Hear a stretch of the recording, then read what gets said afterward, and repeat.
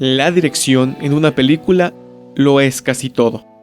Puedes tener un guión o material original increíble, un score hecho por el compositor más virtuoso del mundo, el cast de actores más preparados y prestigiosos del cine y un presupuesto tan grande que le daría asco a cualquiera de lo obsceno que es. Pero sin el director indicado, esto se convierte en casi nada. El ritmo, el arreglo de audio, el montaje, la puesta en escena, la dirección de actores, los ajustes y los cambios en el guión. El director puede convertir actores mediocres con un guión pésimo y un presupuesto muy bajo en una película excelente. Y también puede destruir un guión sólido y creativo, un cast de actores envidiable, quemar el presupuesto de 5 películas de Los Vengadores y solo para entregar una película dolorosamente olvidable. Dicho esto, es normal que Hollywood busque refrescar las ideas en sus películas mediante la contratación de talento extranjero. James Cameron, Alfonso Cuarón, Alejandro González Iñárritu, Ang Lee, Roman Polanski y Michael Haneke son solamente uno de los tantos ejemplos que existen. Y aunque hay muchísimos directores que merecen este reconocimiento, en esta ocasión queremos mencionar a 2 cuyos estilos resultaron tan característicos y refrescantes para los grandes estudios que serían adoptados para luego implementarlos en películas más convencionales y blockbusters, pero que parece que actualmente la industria dejó sus ejemplos un poco en el olvido. En 1992, tras la entrega a Alien 3, la Fox ya estaba preparándose para la siguiente película. Pasarían algunos años buscando directores para rodar lo que más tarde se convertiría en Alien Resurrection. Teniendo en mente nombres como Danny Boyle, quien de hecho fue la primera opción de los productores, pero aunque Boyle y su productor se reunieron con supervisores de efectos para discutir la película, él no estaba interesado en continuar el proyecto y en su lugar se decidiría por dirigir a Life Less Ordinary. También se acercaron a Peter Jackson, pero este finalmente se negó a trabajar en la película. Una lástima. Sin duda probablemente hubiéramos recibido la entrega más exageradamente sangrienta de toda la saga, sobre todo considerando sus trabajos anteriores como Braindead, considerada una de las películas con más sangre en la historia del cine. Los productores también le ofrecieron el papel de director a Bryan Singer después del lanzamiento de The Usual Suspects, una genuina maravilla que asombró a todos en su momento, pero este también terminaría declinando. Este tramo interminable de nombres nos lleva al director francés Jean-Pierre Jeunet, quien, aunque aún no había lanzado su emblemática película Amélie, tenía obras previas que mostraban su estilo visual de manera clara, estilo que terminó atrapando a Fox, por lo que acabó dirigiendo Alien Resurrection.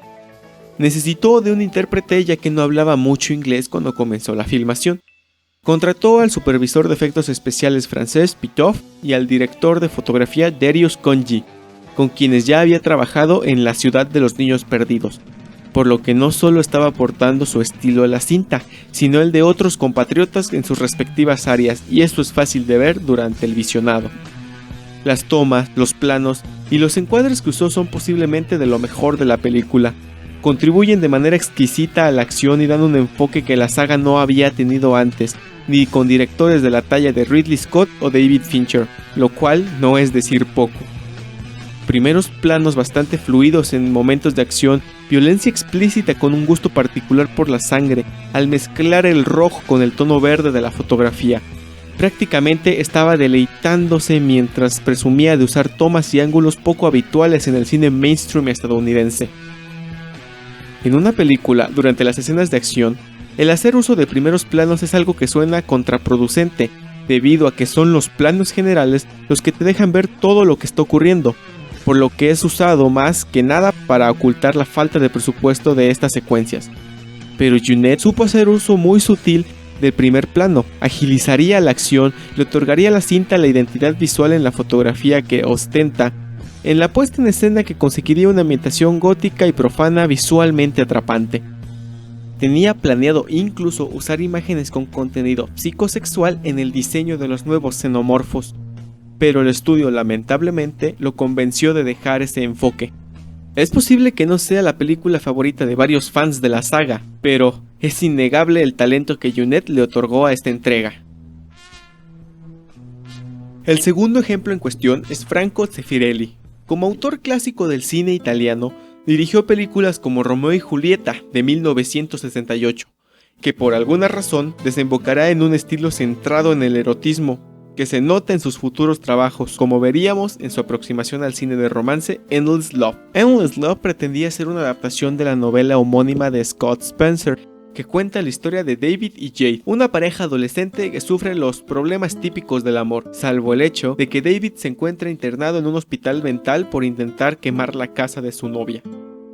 Suena extraño que se hayan fijado en un director italiano tan particular para una película que adaptaba una obra literaria como esta, sobre todo porque el estudio la vendió como un simple drama romántico adolescente, y lamentablemente eso es lo que fue.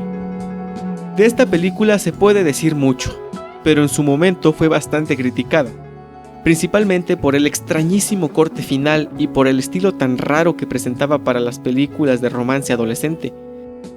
Retrataba un amor enfermizo, inspirado levemente por una novela sin respetar el material original, pero presentado en un mensaje confuso para la audiencia, neutral ante el conflicto moral de la historia, lo cual no fue del agrado ni del público ni de la crítica. Se le atribuye el fracaso de la cinta no precisamente a la dirección de Zeffirelli, sino al hecho de que la película fuese recortada múltiples veces, hasta el punto en que el director perdió el control creativo, dejando aún más dudas sobre lo que la película pretendía decirnos.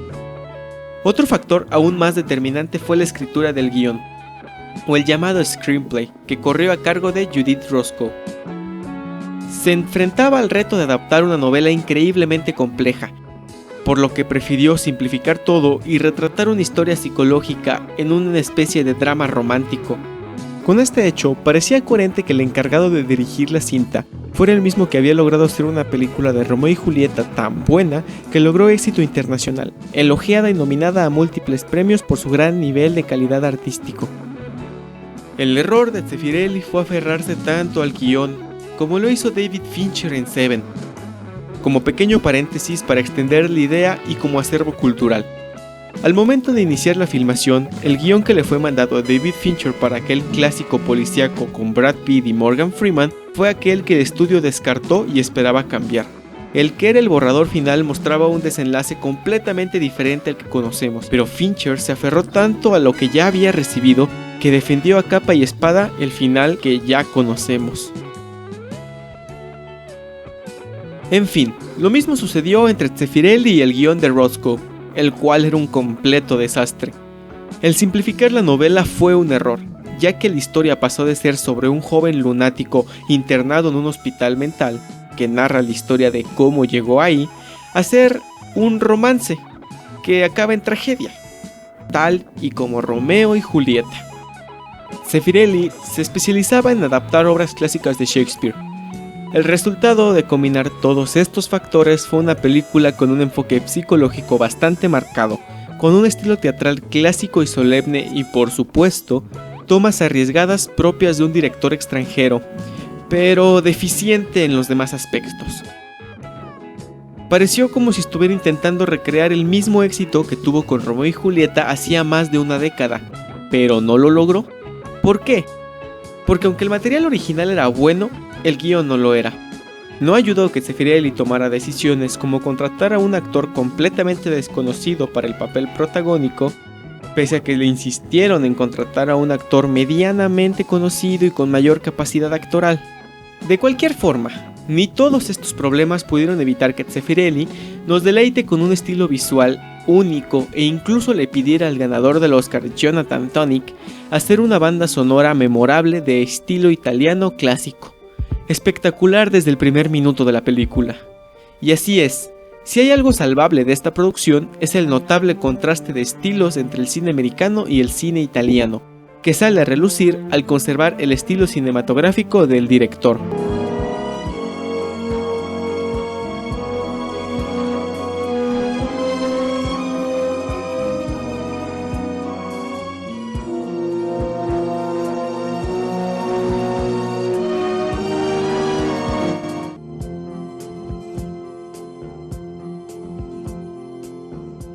Estas dos películas fueron intentos de blockbuster hollywoodenses para los que llamaron a directores muy particulares que no planeaban renunciar a su manera de trabajar. De hecho, Jeunet tuvo bastante control creativo sobre Alien Resurrection, que reflejó cambiando el guión original, eligiendo un final nuevo para la película y agregándole humor negro bastante característico. Siempre pensamos en que los directores influyen en la industria, pero pocas veces estudiamos cómo la industria influye de esta manera en los directores. Cuando Hollywood contrata a directores extranjeros, sin duda se consiguen resultados particulares que enriquecen a la industria.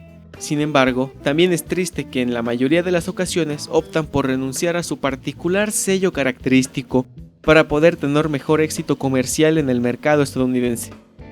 Lamentablemente, estos ejemplos fueron un fracaso en taquilla en Estados Unidos, demostrando que el público de ese país no estaba listo para otros estilos que tenía que ofrecer el cine extranjero. Es un tema extremadamente vasto. Sería interesante estudiar muchos más casos como estos, probablemente haciendo un repaso por las veces en las que Hollywood contrató a directores de Latinoamérica, Asia o África. ¿Se imaginan si Hollywood contratara directores con un humor tan extraño para ellos? Hablando de películas latinoamericanas como Perico Ripiao. Continuaremos hablando de extranjeros que podrían aportar al cine hollywoodense. Siéntanse libres de dejarnos sus sugerencias en los comentarios del video. Muchas gracias por acompañarnos. No olviden suscribirse y dar clic a la campana que les avisará cuando subamos un nuevo video. Quédense en Claqueta Beat.